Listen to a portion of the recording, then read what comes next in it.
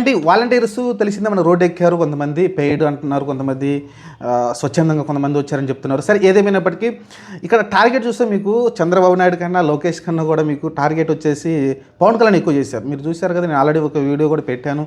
అది మీరు చూస్తే దాంట్లో పోస్టర్స్ కూడా మీరు చూస్తే చెప్పులతో కొట్టడం చూసాం పవన్ కళ్యాణ్ని. అంటే ఇక్కడ పవన్ కళ్యాణ్ అంత శత్రువు ఎలా అయ్యాడని చూడాలి. ఇలా మనం ఒకసారి మాట్లాడుకుందాం.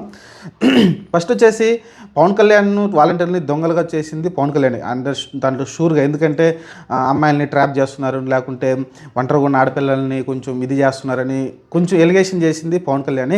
ఆ తర్వాత చంద్రబాబు నాయుడు, లోకేష్ దానికి ఆద్యం పోశారు. కానీ దాని ముందైతే ఎక్కువగా వాలంటీర్ గురించి, వాలంటీర్ని రద్దు చేయాలి, అసలు వద్దు అనేది గట్టిగా మాట్లాడింది మటుకు పవన్ కళ్యాణ్. సరే ఆ తర్వాత వచ్చేసి ఇంకా మళ్ళీ వద్దనుకున్న పవన్ కళ్యాణ్ వద్దనుకున్నప్పటికీ చంద్రబాబు నాయుడు గారు ఏమో వాలంటీర్ మేము ఉంచుతాము, అలానే ఇప్పుడు ఇచ్చే జీతం కన్నా 6,000 7,000 కన్నా కూడా మేము 10,000 జీతం అయితే ఇస్తామని చెప్పుకొచ్చారు. అది నమ్మే వాలంటీర్లు కూడా ఓట్లు వేయడం చూసాం. కానీ ఈ రోజున ఆ రోజు పవన్ కళ్యాణ్ వద్దన్నాడు, మాట బాగానే ఉంది. కానీ ఆ రోజు చెప్పింది చంద్రబాబు నాయుడు గారు, మెయిన్ మాట ఇచ్చింది చంద్రబాబు నాయుడు గారు 10,000 జీతం ఇస్తారని. చంద్రబాబు నాయుడు గారు ఎక్కువ టార్గెట్ చేయకుండా పవన్ కళ్యాణ్ అయితే టార్గెట్ చేశారు. ఎందుకంటే పవన్ కళ్యాణ్ టార్గెట్ చేస్తే ఎక్కువ ప్రచారం వస్తుంది, ఎక్కువ వాళ్ళకి వాల్యూ వస్తుంది, వాళ్ళ మాటలకు వాల్యూ వస్తుంది. కాబట్టి ఆ రకంగా స్టాండ్ తీసుకున్నారు అనిపించింది నాకైతే.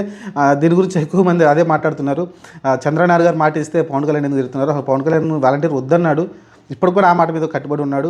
కానీ వాలంటీర్కి నమ్మించి మోసం చేసింది చంద్రబాబు నాయుడు గారు. ఎందుకంటే మేనిఫెస్టోలో మామూలుగా పెట్టారు, కానీ 10,000 రూపాయలు ఇస్తామని అయితే వాలంటీర్కి చెప్పడము, నమ్మించి మోసం చేసింది చంద్రబాబు నాయుడు గారు, పవన్ కళ్యాణ్ కథని అయితే జన సైనికులు కొంతమంది మాట్లాడుతూ ఉన్నారు. సరే ఏదైపోయినప్పటికైతే వాలంటీర్లు అయితే రోడ్డును పడ్డారు.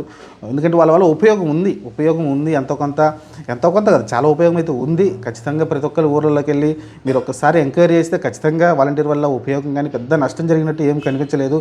కాకపోతే లాస్ట్ మినిట్లో వీళ్ళు ఏంటంటే వైసీపీకి కార్యకర్తలాగా పనిచేస్తున్నారు వాలంటీర్లు, వాళ్ళ డ్యూటీ వాళ్ళు చేయకుండా అభద్రతా భావంతో అయితే జనసేన కావచ్చు, లేకుంటే టీడీపీ కావచ్చు, వాలంటీర్లని వైసీపీకి దూరం చేయాలని అయితే ప్రయత్నం చేశారు. అది సక్సెస్ కూడా అయ్యారు. ఎందుకంటే 10,000 రూపాయలు వాళ్ళు ప్రకటించారు కాబట్టి మన జగన్మోహన్ రెడ్డి ప్రకటించలేదు, అదే శాలరీ ఇస్తానని చెప్పుకొచ్చాడు, విడతల వారిగా పెంచుతా అని చెప్పాడు. కానీ దాన్ని నమ్మలేదు వాలంటీర్లు అయితే. టీడీపీకి జనసేన కూటమికి అయితే ఓట్లు వేయడం చూసాం.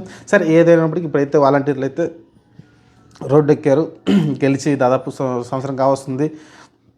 9 నెలల పరిపాలనలో వాలంటీర్ గురించి వార్తే లేదు, అసలు దాని గురించి మాట్లాడలేదు. చూద్దాం మరి ఫ్యూచర్లో మరి ఏం చెప్తారు. ప్రస్తుతానికైతే చాలా చాలా సీరియస్గా అయితే ఉంది ఈ విషయం పైన. ఎందుకంటే 2,50,000 మంది, అంతమంది ఉద్యోగుల్ని ఇప్పుడు రోడ్డు పైన పడేశారంటే మామూలు విషయం కాదు. అసలు యాక్చువల్గా దీనిపైన అయితే వైసీపీ ఎంత ధర్నా చేసి ఎంత గట్టిగా పోరాడాలో వైసీపీ కూడా చేతులు అయితే వేసింది. ఎందుకో మరి తెలియదు, కానీ వాలంటీర్లకి అంత సపోర్ట్గా అయితే రావట్లేదు వాళ్ళు. ఎందుకంటే వాళ్ళు చెప్పిన 10,000 రూపాయలు పక్కన పెట్టేస్తే ముందు జాబే లేకుండా పోయింది. కాబట్టి వైసీపీ దీని గురించి గట్టిగా పోరాడాల్సింది. కానీ వైసీపీ ఎందుకు మరి దాని గురించి వెనకడుగేసింది. కేసులకు భయపడుతుందా లేకుంటే దేనికి భయపడుతుందో తెలియదు, కానీ ప్రస్తుతానికి అయితే వైసీపీ ఈ విషయంలో చాలా వెనుకబాటు అవుతుంది. కానీ టార్గెట్ అయితే పవన్ కళ్యాణ్ చేశారు. చూద్దాం మరి ఏం జరగబోద్దు ఇంకా ఫ్యూచర్లో. ప్రస్తుతానికైతే టార్గెట్ పవన్ కళ్యాణ్ చేసుకొని ఈ వాలంటీర్లు అందరూ కూడా పవన్ కళ్యాణ్ని బూతులు తిట్టడం కావచ్చు, మిగతా కార్యకలాపాలు ఎక్కువ టార్గెట్గా పవన్ కళ్యాణ్ చేసుకుని వాళ్ళైతే వాలంటీర్లు ఉన్నారు. చూద్దాం మరి ఫ్యూచర్లో మరి వీళ్ళకి ఖచ్చితంగా జాబ్స్ మళ్ళీ ఇస్తారా, లేకుంటే వేరే ఏదైనా ఆల్టర్నేట్ చూపిస్తారా చూడాలి. ప్రస్తుతానికైతే వాలంటీర్ గురించి ఎలాంటి ప్రస్తావన లేదు. Almost dead. అసలు నలసింగా ఆంధ్రప్రదేశ్లో వాలంటీర్ వ్యవస్థ ఉంటుందని అయితే నేనైతే అనుకోవట్లేదు.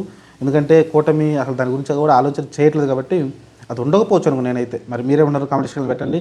ఈ వీడియో నచ్చితే నా ఛానల్ సబ్స్క్రైబ్ చేసుకుంటే లైక్ చేయండి, షేర్ చేయండి. Thank you.